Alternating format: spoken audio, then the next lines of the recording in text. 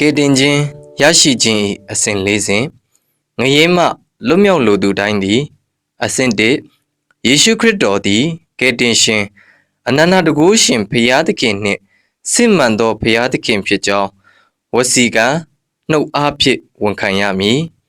အစဉ်နှင့်ယေရှုခရစ်တော်ကိုအရှင်သခင်အဖြစ်လက်ခံပြီးမနောကံအားဖြင့်စိတ်နှလုံးအကျွင်းမဲ့ယုံကြည်ကိုးကွယ်ရမည်အစဉ်သုံးယေရှုခရစ်တော်၏အသေးခံခြင်းနှင့်ရှင်ပြန်ထမြောက်ခြင်းကိုအထိမ်းအမှတ်ပြုသည့်ယေပတ္တိစံကာယကံအားဖြင့်ခံယူရမည်အစဉ်လေးပဋိညာဉ်တရားသစ်ထဲသို့ဝင်ရောက်ရမည်ဤအမှုရာများကိုပြုလုပ်သောသူတို့အဖို့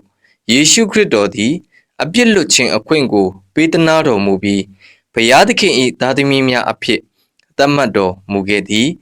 ဘုရားသခင်၏သားသမီးများအဖြစ်အတိအမှတ်ပြုခြင်းခံရသူများကိုကောင်းကင်နိုင်ငံတော်သို့ခေါ်ဆောင်သွားမည်ဟုယေရှုခရစ်တော်သည်ဂတိပြုတော်မူခဲ့သည်မှတ်ချက်ရေဖြန်းခြင်းသို့မဟုတ်ရေလောင်ခြင်းသည်